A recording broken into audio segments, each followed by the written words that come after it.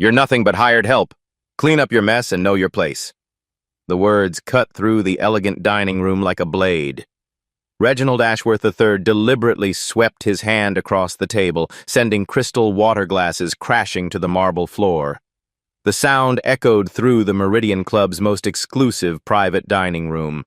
Zara Thompson, 28, dropped to her knees without a word. Her black uniform absorbed the spreading puddle as 40 of the city's most powerful people watched in uncomfortable silence. Ashworth snapped his fingers twice, pointing at the mess with theatrical disgust. "Faster. I don't have all night for this. Incompetence." The real estate mogul's voice carried the casual cruelty of someone who'd never questioned his right to humiliate others. Around the room, phones began emerging from designer handbags and suit pockets. Have you ever been publicly humiliated by someone who thought they owned you? What Zara did next would rewrite the rules of power forever. 8:47 p.m. The Meridian Club's chandeliers cast warm light over faces that had grown cold. Zara remained on her knees, methodically collecting glass shards while Ashworth adjusted his platinum cufflinks with theatrical patience. "I specifically requested experienced staff tonight," he announced to the table, his voice carrying across the room. "Not some urban experiment the club's trying out." Zara's hands never paused in their work. "Sir, I've been serving here for 2 years.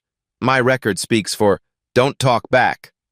Ashworth's interruption was sharp, dismissive. "Your kind should be grateful for any work in a place like this." The silence that followed was deafening. Even the kitchen staff visible through the service window had stopped their prep work to watch. These weren't just words anymore. They were weapons, broadcast live to an audience that was growing by the minute. Victoria Lang, a lifestyle influencer with 463,000 followers, had started streaming when the glasses hit the floor. Her phone's screen showed viewer numbers climbing 1,200, 2,800, 4,500. The chat exploded with reactions. "This is so wrong! Someone needs to help her! In 2025? Really?" But for every supportive comment, another cruel one appeared. "She probably deserved it.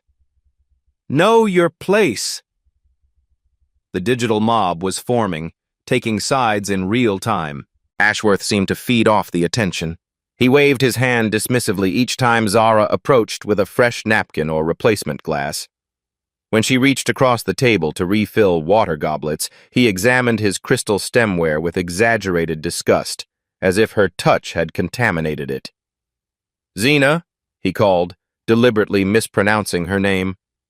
"Zena, bring me a clean glass. This one has marks on it." "It's Zara, sir." Her voice remained steady, professional. "Whatever." He didn't look at her when he spoke, addressing his comments to the other guests instead. "The declining standards here are really quite remarkable. Harrison must be desperate to maintain his membership numbers." 8:52 p.m. The club manager, Thomas Henley, materialized at Zara's shoulder. His face was flushed, his usual composure cracked. These were his most important members, his biggest donors, the ones who kept the Meridian Club's aging elegance alive through their astronomical membership fees. "Is there a problem here?" Henley's question was directed at Ashworth, not Zara. "Your staff member seems to have some attitude issues," Ashworth replied, cutting into his Wagyu beef with deliberate precision. "Perhaps a reminder about customer service standards would be appropriate." Henley's eyes found Zara, still kneeling beside the table, still cleaning. The message was clear without words. "You have 10 minutes to finish service and clear out," he whispered to her. "Mr. Ashworth's concerns need to be addressed." Victoria's live stream captured every word. The viewer count had climbed past 8,000. #Meridian Club scandal was beginning to trend on 3 platforms simultaneously. Comments poured in faster than anyone could read them. But something else was happening, something the cameras couldn't quite capture. As Zara stood to leave the table, a small item slipped from her apron pocket, a boarding pass, first class, Geneva, tomorrow morning. The gold lettering caught the light for just a moment before she quickly retrieved it. She pulled out a Mont Blanc pen to initial the evening's receipt, not the cheap ballpoint the club provided for staff, but a genuine platinum and ebony writing instrument that cost more than most people's monthly rent. Her movements were careful, deliberate, as if she were signing something far more important than a dinner check. Then came the phone call. Zara stepped aside, just out of earshot, and spoke in rapid, fluent Mandarin. The guests couldn't understand the words, but her tone was authoritative, commanding. She wasn't asking for permission. She was giving instructions. When she returned to the table, her posture hadn't changed. Still professional. Still composed. But there was something in her eyes now. Not defeat, not submission. Calculation. 9:01 p.m. 2 security guards appeared at the dining room entrance. Henley had made the call while Zara was on her phone. The message was clear. This situation was escalating beyond words. "Ma'am," the first guard said, approaching Zara's station. "We're going to need you to come with us."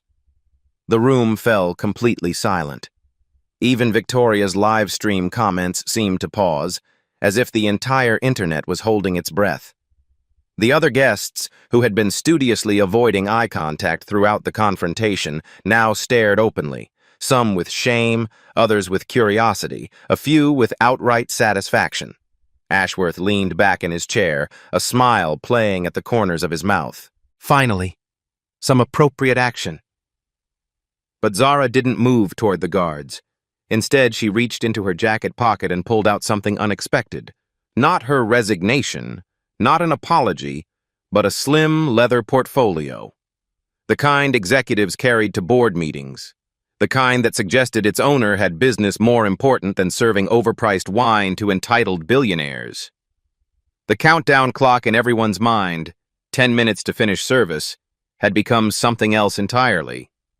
Time itself seemed to slow as every person in that room, every viewer on Victoria's stream, every commenter in the digital mob waited to see what would happen next. Because sometimes, in these precious real-life stories that become touching stories shared across the internet, the person everyone assumes is powerless turns out to hold all the cards. And sometimes, just sometimes, those black stories of humiliation transform into something much more powerful. The revolution was about to begin with the quiet rustle of important papers being removed from an expensive leather case. 9:02 p.m. The leather portfolio sat in Zara's hands like a loaded weapon. Around the room, conversations died mid-sentence as every eye fixed on the slim black case. Victoria's phone captured it all, the security guards frozen mid-approach, Ashworth's confident smirk beginning to waver, the collective intake of breath from 40 of the city's most powerful people. "What's in the folder?" someone whispered from table 12. The question rippled through the room, but Zara didn't answer immediately. Instead, she looked directly at Victoria's live stream camera. The viewer count had exploded past 15,000. Comments flew by in a blur of confusion and anticipation. "OMG, what is she doing?" "This is getting real. Portfolio equals receipts incoming." Manager Henley stepped forward, his voice tight with barely controlled panic. "Ma'am, whatever that is, this really isn't the time or place for—" "Actually, Thomas," Zara's voice cut through his stammering with quiet authority, "this is exactly the time and place." She knew his name. Not just sir or manager, his actual first name. The realization hit Henley like ice water. How did a part-time waitress know his name? Ashworth slammed his wine glass down hard enough to crack the stem. "I don't know what kind of dramatic scene you're planning, but security needs to remove this person immediately. She's clearly unstable." The words hung in the air, but something had shifted. The other guests were no longer nodding along with Ashworth's pronouncements. They were studying Zara with new interest, noticing details they'd missed before. The quality of her shoes, Louboutin, not Payless. The watch barely visible beneath her sleeve, Patek Philippe, worth more than most cars. 9:04 p.m. Victoria's live stream exploded with new viewers as people began sharing the link across platforms. Local news stations were already sliding into her DMs, offering to buy exclusive footage rights. The viewer count hit 22,000. "Guys, I think something huge is about to happen," Victoria whispered to her camera. "Like change the world huge." The security guards looked uncertain now, glancing between Henley, Ashworth, and the mysterious woman who seemed increasingly comfortable being the center of attention. One of them spoke into his radio, requesting backup, or maybe guidance. Kitchen staff had abandoned all pretense of working. Servers, busboys, and chefs crowded the service window, phones out, recording from every angle. The Meridian Club's rigid hierarchy was crumbling in real time as everyone sensed they were witnessing something historic. Dr. Sarah Martinez, seated at table 4, leaned forward with academic curiosity. "I'm sorry, but who exactly are you?" It was the question everyone wanted to ask but hadn't dared. In the exclusive world of the Meridian Club, people were introduced properly with credentials and family names that carried weight. You didn't just appear.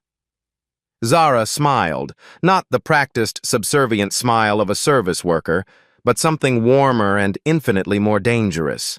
"That's an excellent question, Dr. Martinez. I was wondering when someone would think to ask." She knew Martinez's name, too, and her title, without being introduced. Ashworth's face was reddening now, his earlier confidence curdling into something uglier. "Stop this ridiculous theater. Security, I'm ordering you to remove her now." "Actually," Zara said, opening the portfolio with deliberate care, "you're not in a position to order anyone to do anything, Reginald." First name. No Mr. Ashworth, no deferential honorifics. Just his name, spoken with the casual familiarity of an equal, or someone who considered herself superior. 9:06 p.m. The first document emerged from the portfolio. Even from across the room, people could see it was official. Letterhead, seals, the kind of heavy paper that government agencies and major corporations used for important business. "What is that?" Henley's voice cracked slightly. Victoria's camera zoomed in, but the text was too small to read clearly. Her comments section was going wild with speculation. Legal documents? She's suing them? Lawyer up, Queen.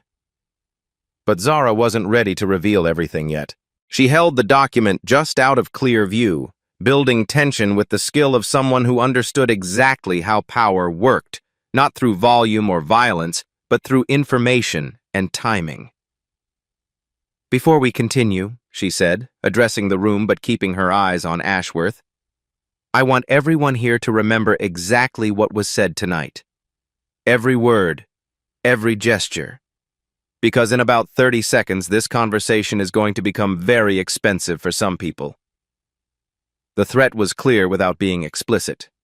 Witnesses were being established. Evidence was being documented. Whatever was about to happen, it would be legally airtight. Harrison Webb, the club's owner, burst through the dining room doors looking like he'd run from his office. His usually immaculate appearance was disheveled, his breathing labored. Someone had called him, but who? And why did he look terrified? "What's going on here?" Webb demanded, but his eyes were on Zara, not Ashworth or the security guards. "Harrison," Zara said warmly, as if greeting an old friend. "Perfect timing. We were just getting to the interesting part." Webb stopped dead. The color drained from his face. He knew that voice. He knew that name. And suddenly, every piece of the puzzle clicked into place for him, even if no one else understood yet. 9:08 p.m. The live stream count hit 31,000. Hashtag Meridian Club reveal was trending nationally. News outlets were now posting updates in real time, trying to figure out what was happening in this exclusive downtown club. Other guests began pulling out their phones, not to record, but to research. Fingers flew across screens, searching for Zara Thompson, cross-referencing her face against Google Images and LinkedIn profiles. Dr. Martinez was the first to gasp audibly. Her phone clattered to the table as she stared at her screen, then at Zara, then back at her screen. "Oh my God," she whispered. The words carried across the silent room like a gunshot. Other phones began chiming with incoming messages, notifications, alerts. People were finding something big. Ashworth sensed the shift before he understood it. The room's energy had changed completely. Where moments ago he'd been the dominant force, controlling the narrative and humiliating an inferior, now he was beginning to look like prey. "What?" he snapped at Martinez. "What are you all looking at?" But Martinez couldn't speak. She just held up her phone, showing a Forbes magazine cover story. The headline was visible even from across the room. "The Invisible Billionaire: How Zara Thompson Built a Fortune While Nobody Was Watching." The photograph on the cover showed a woman in an elegant business suit, standing in front of a Manhattan skyline. The same woman who was currently wearing a server's uniform and holding a portfolio that was about to change everything. Victoria's live stream comments exploded. "No way! Is this real? Billionaire Waitress?" I'm screaming. 9:10 p.m. The 10-minute countdown was over, but nobody was leaving. The revolution had begun, and everyone in that room, from the kitchen staff to the security guards to the most powerful people in the city, understood they were witnessing one of those life stories that would be retold for decades. The portfolio opened fully. The first document was visible now, clear enough for cameras to capture, and at the top, in bold legal letterhead, were words that made Ashworth's blood run cold. Thompson Vest Capital Management, Asset Holdings and Loan Documentation. 9:11 p.m. The name Thompson Vest Capital Management hung in the air like smoke after an explosion. Security guards lowered their radios. Kitchen staff pressed closer to the service window. Even Victoria's live stream comments paused for a heartbeat before erupting into chaos. Zara Thompson, not the waitress, but the CEO whose name appeared on the document, stood in the center of the dining room with the quiet confidence of someone who had just shifted the entire power structure of the room. "I believe there's been a misunderstanding about who exactly employs whom here," she said, her voice carrying new authority that made everyone listen. Ashworth's fork clattered to his plate. That's impossible. You're a waitress. I saw you cleaning my mess." "I was never hiding who I am, Reginald." Zara's use of his first name now felt different, not presumptuous, but appropriate. Equal to equal. "You simply chose to see only what your prejudices allowed." She pulled the first document fully from the portfolio. The letterhead was unmistakable. Thompson Vest Capital Management, with an address on Park Avenue that every person in that room recognized. Below it, in crisp corporate formatting, was a title that made several guests audibly gasp. Zara Thompson, Chief Executive Officer and Founding Partner. Webb stepped forward, his face ashen. "Zara, I had no idea you were working here. If I'd known..." "You did know, Harrison." Her smile was gentle but pointed. "I told you when I purchased the building's mortgage that I might stop by to evaluate our investment firsthand. You assumed I meant during business hours, in a suit, announced by assistants." The words hit the room like individual hammers. She owned the mortgage, the building they were sitting in, the exclusive Meridian Club that these people paid hundreds of thousands to join was, at least partially, hers. "Doctor." Martinez held up her phone with trembling hands. "Forbes lists your net worth at $1.2 billion. "That was last quarter's estimate," Zara replied matter-of-factly. "Recent acquisitions have improved our position significantly." Victoria's live stream had exploded past 47,000 viewers. Comments flew by so fast they were just colored blurs. "Billionaire expose! She's been serving him while owning half the city? This is the best revenge plot ever. Queen behavior." Local news vans were already pulling up outside the club. Someone had tipped off Channel 7 about the viral stream. Producers were frantically trying to get camera crews inside while lawyers debated broadcast rights for footage that might reshape how people thought about service work forever. Ashworth stood abruptly, his chair scraping against marble. This is some kind of elaborate hoax. Nobody worth that much money works as a waitress. Why not? Zara's question was genuine, curious. I built my fortune by understanding businesses from the ground up. Literally. I've worked every position from dishwasher to boardroom. How else would I know which investments are actually worth making? She pulled out a second document, this one with Ashworth Properties letterhead. Even upside down across the table, Ashworth could see his own signature at the bottom. Speaking of investments, Zara continued, your company currently owes Thompson Vest approximately $127 million across 3 different development projects. The master loan agreement you signed includes some interesting clauses about conduct and reputation management. The blood drained from Ashworth's face. He knew exactly which loan she was referencing. The one that had saved his company from bankruptcy 2 years ago. The one with terms he'd thought were generous at the time. Section 12.4, Zara read aloud, covers material reputation damage to lender through borrower conduct. Tonight's performance, broadcast to... She glanced at Victoria's phone. 48,000 viewers and counting. Definitely qualifies. Henley was frantically typing on his phone, probably trying to reach the club's legal department. But it was Saturday night, and lawyers don't typically work weekends for employment disputes that have suddenly become billion-dollar corporate negotiations. 9:14 p.m. The room was completely silent except for the soft ding of notifications as more people shared Victoria's stream. Zara Thompson reveal was trending globally now. International business networks were picking up the story. The phrase stealth wealth was being searched millions of times per minute. There's more you should know, Zara said, pulling out a third document. But first, let's address your immediate concerns about ownership. This document was different. Heavier paper, official seals. The kind of legal formatting that suggested government involvement at the highest levels. What is that? Webb's voice was barely a whisper.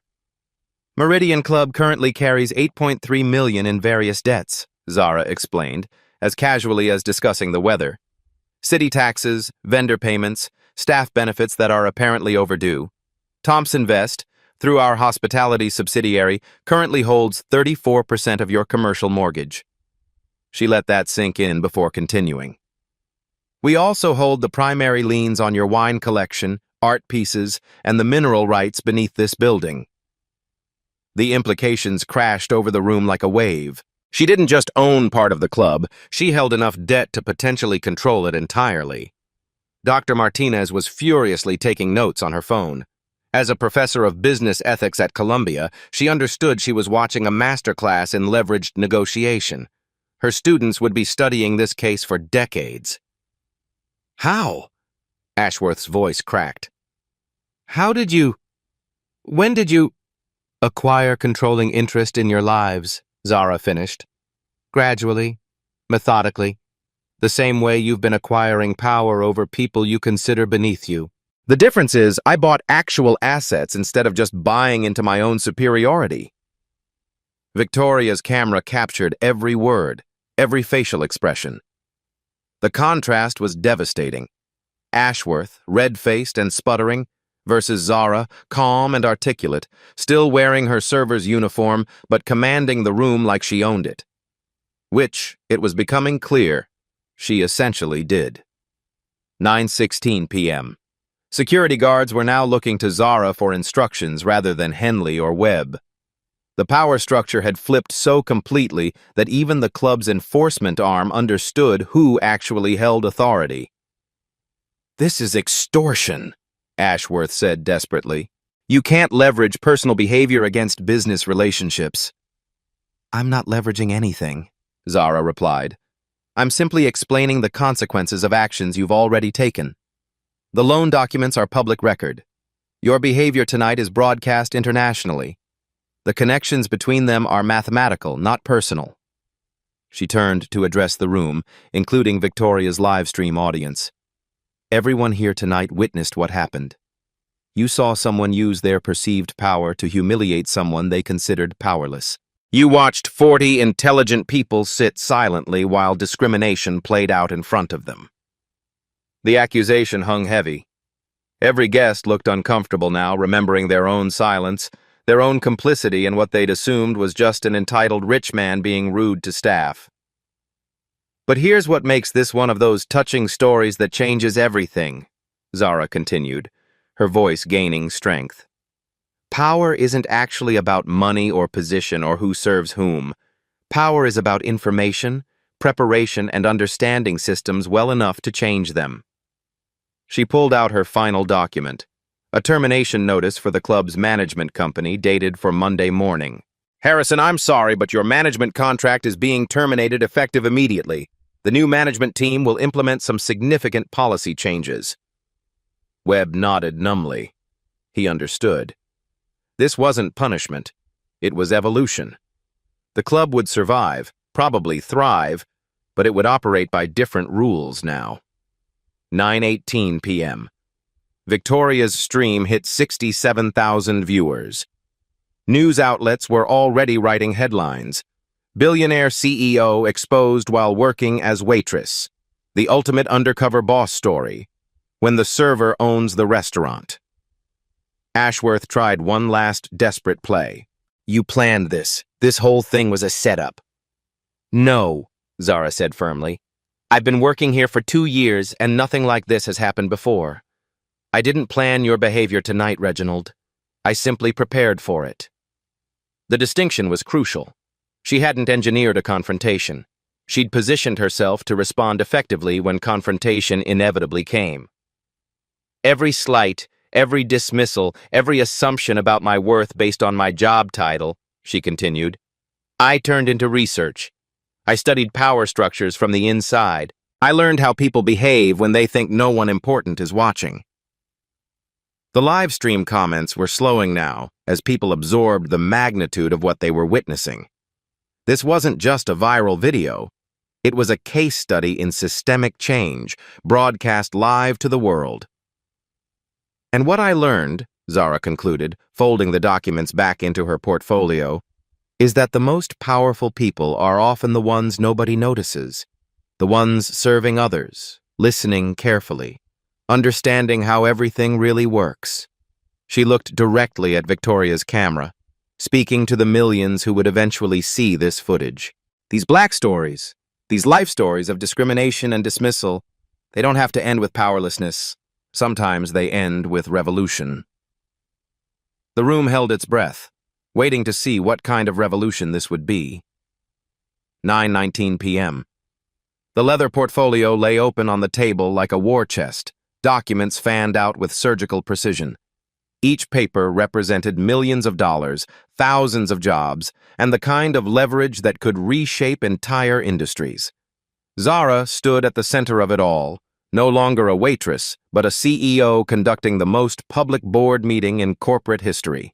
Let's discuss your options, Reginald, she said, her voice carrying the weight of boardrooms and billion-dollar decisions.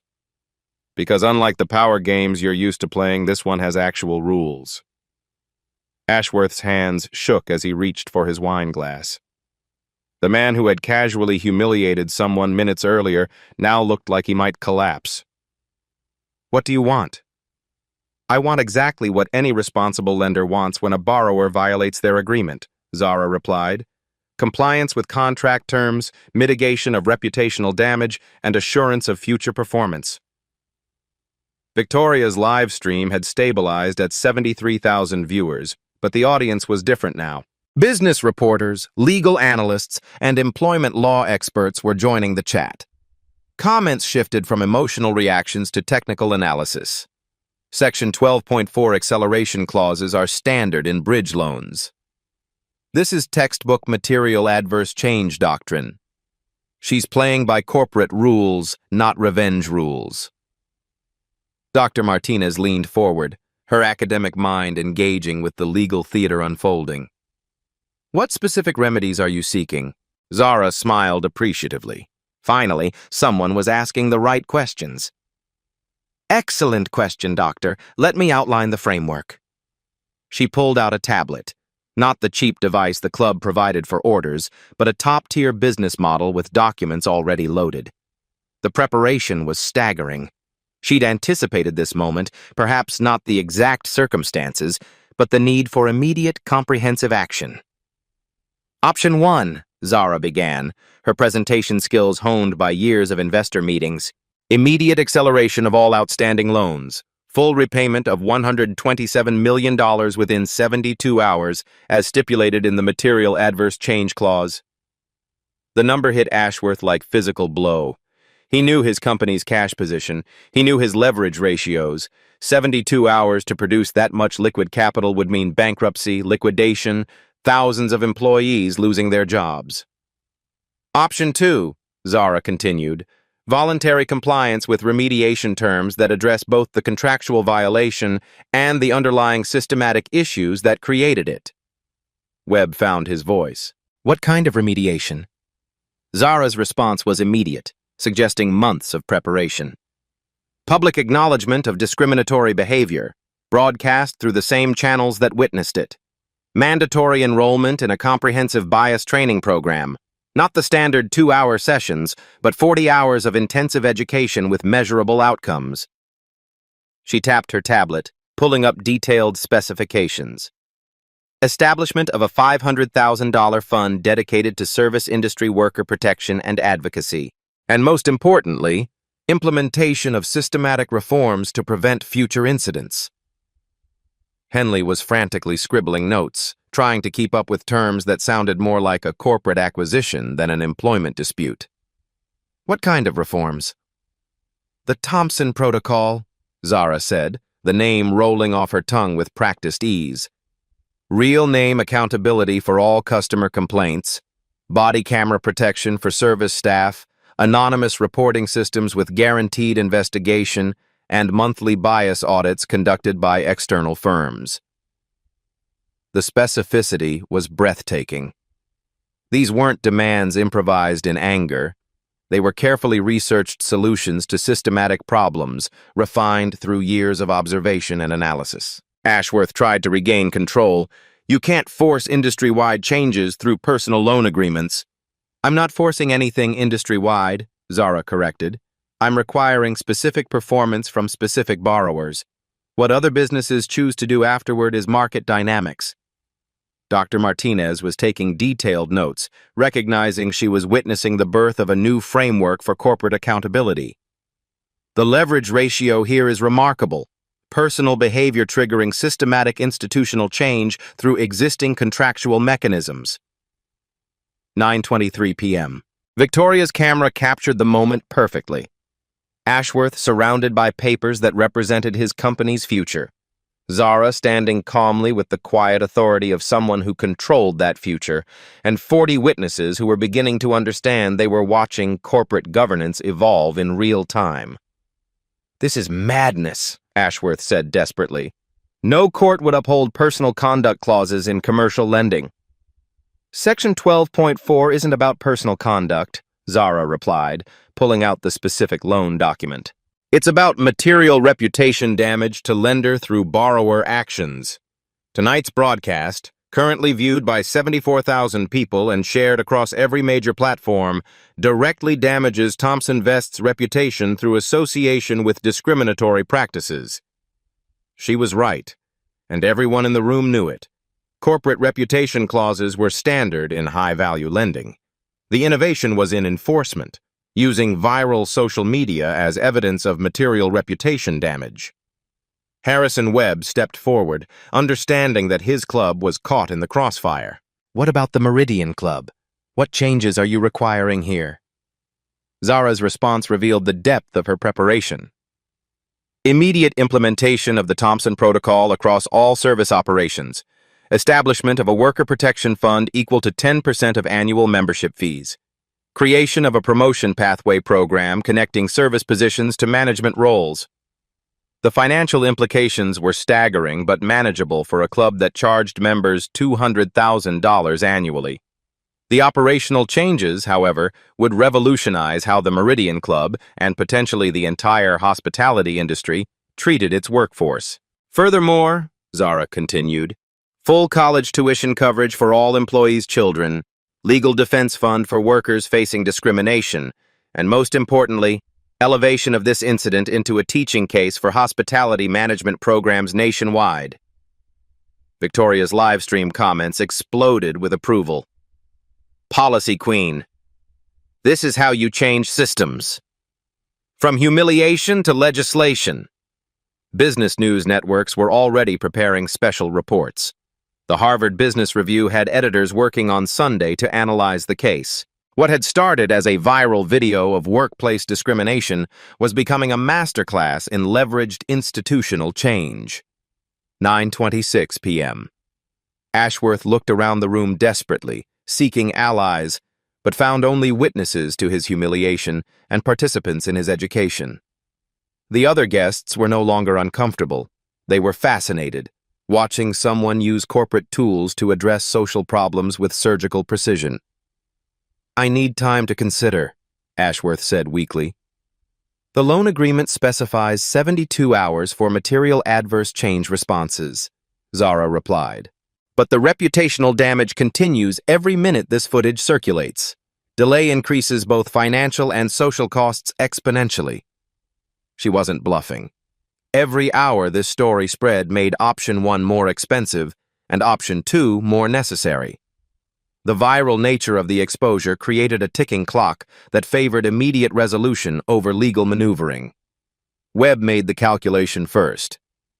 "The Meridian Club accepts all proposed reforms effective immediately. We'll implement the Thompson Protocol as our new operating standard and establish the required funds within 30 days.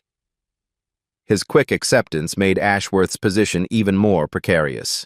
If the club could adapt, his resistance looked increasingly unreasonable and expensive. Dr. Martinez raised her hand slightly, as if in a classroom. "From a legal perspective, this creates fascinating precedent.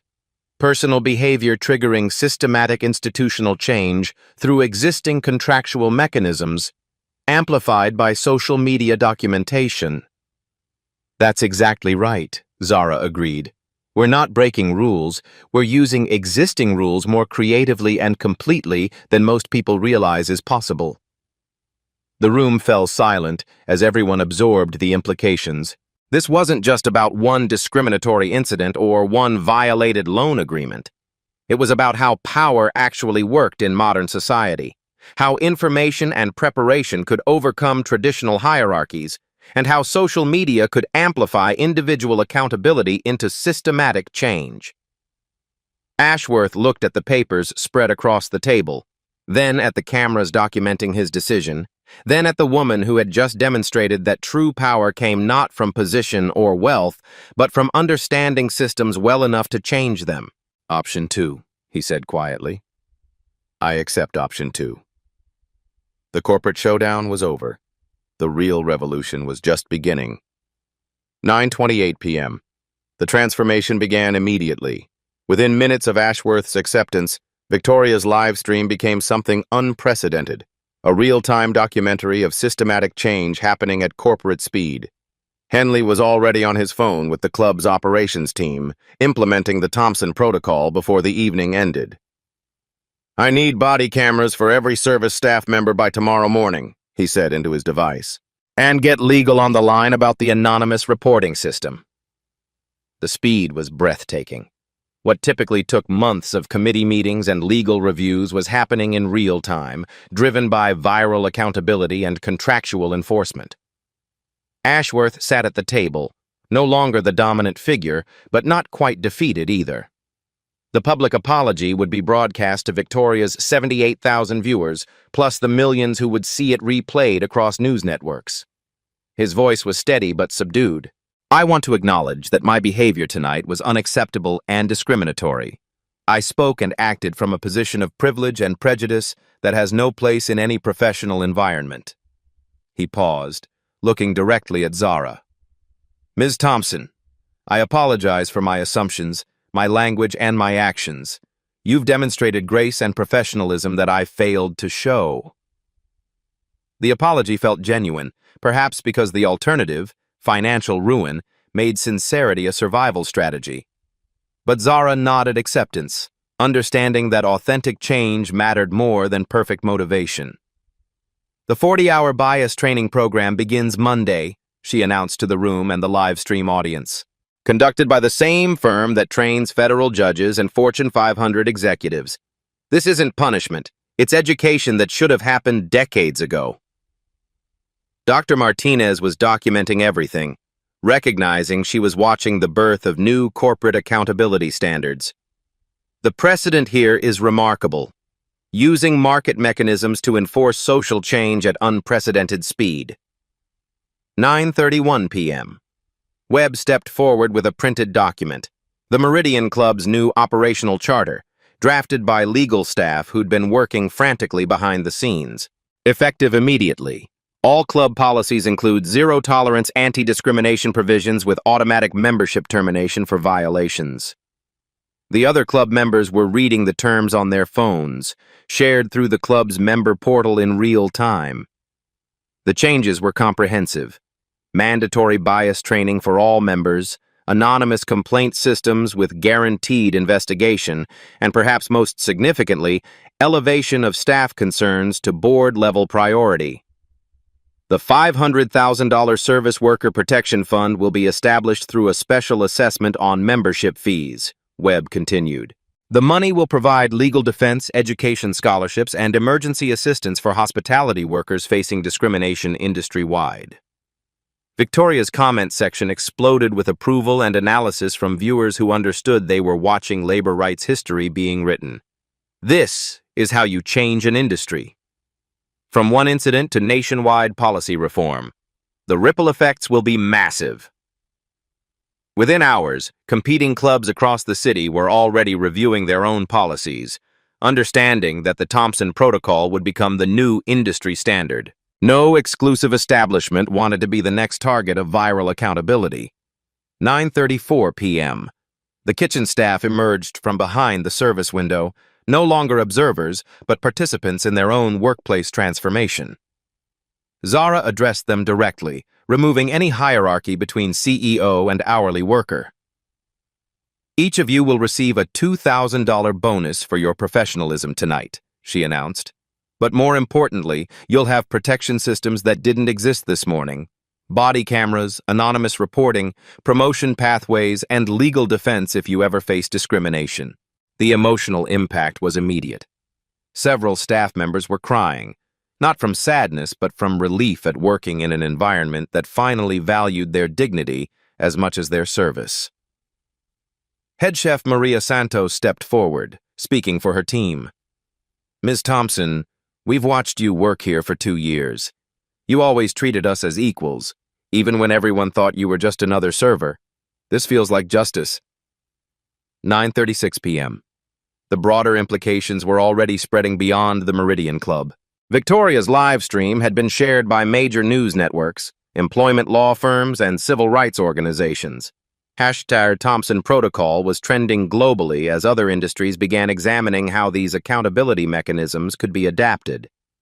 Ashworth's bias training enrollment was confirmed publicly, with progress reports scheduled for weekly broadcast. The transparency was unprecedented, corporate accountability happening in real time, with millions of witnesses ensuring follow-through. This is bigger than tonight, Zara said, addressing both the room and the global audience. This is about creating systems where power serves justice instead of just serving itself. The $2,000 staff bonuses were already being processed through payroll. The college tuition program would launch within 30 days. The legal defense fund would be operational within a week.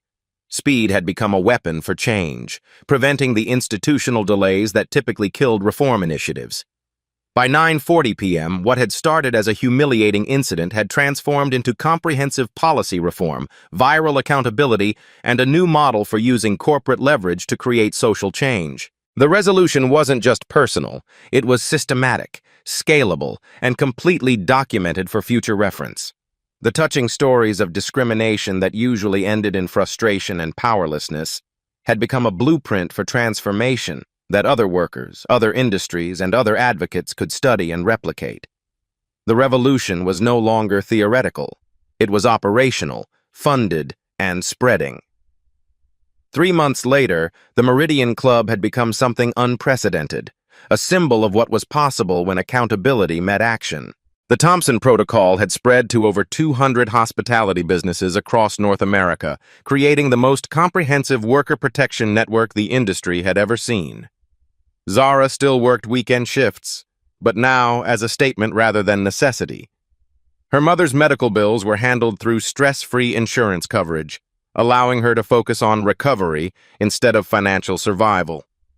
The scholarship program had already helped 180 service workers transition to professional careers, with success stories featured weekly on national news. Victoria's original live stream had been viewed 15.7 million times across all platforms. The Harvard Business Review published a case study titled Viral Accountability: How Social Media Transformed Corporate Governance in Real Time. Law schools were teaching the Thompson Protocol as required curriculum in employment law courses, but the most powerful change was cultural. Ashworth completed his bias training program publicly, with weekly updates that documented genuine transformation rather than performative compliance. His company had implemented comprehensive diversity initiatives that became industry standard. The man who had casually humiliated a waitress now spoke at conferences about the hidden costs of prejudice in business. "The most expensive lesson I ever learned," he said in a TEDx talk that garnered 2.8 million views, "came from someone I thought couldn't teach me anything. Power isn't about who serves whom. It's about who understands the systems well enough to change them." Dr. Martinez published a groundbreaking paper on leveraged social justice that established theoretical framework for using corporate mechanisms to create systematic change. Universities across 3 countries now offered courses specifically analyzing the Meridian Club incident as a template for peaceful revolution. The Service Worker Protection Act passed Congress with bipartisan support, requiring discrimination reporting systems for businesses over 50 employees. The legislative impact had grown from one viral video into nationwide policy reform that protected millions of workers. Zara's philosophy had become a movement. True power isn't about revenge, it's about reshaping systems so the next person won't need revenge. The deeper message resonated across industries. Workers in retail, food service, healthcare, and education began documenting discriminatory incidents with new understanding that viral accountability could create lasting change. The hashtag #HadDignityClapback represented not just individual responses to discrimination, but systematic approaches to institutional transformation. These weren't just touching stories anymore. They were blueprints for change that anyone could study, adapt, and implement. Have you witnessed workplace discrimination that needs addressing? Share your story in the comments below. Your experience could be the catalyst for change in your industry. What would you have done in Zara's position? Tell us your thoughts and strategies for turning powerless moments into powerful change. If you believe dignity belongs to everyone regardless of their job title, share this video with someone who needs to see this message of hope. Subscribe for more real-life stories of quiet, power-changing, loud systems. Because sometimes the most important revolutions happen not through violence or wealth, but through preparation, information, and the courage to use existing systems more completely than most people realize is possible. Remember, your current situation is not your final destination. The most powerful people are often the ones serving others, quietly building the strength to transform everything.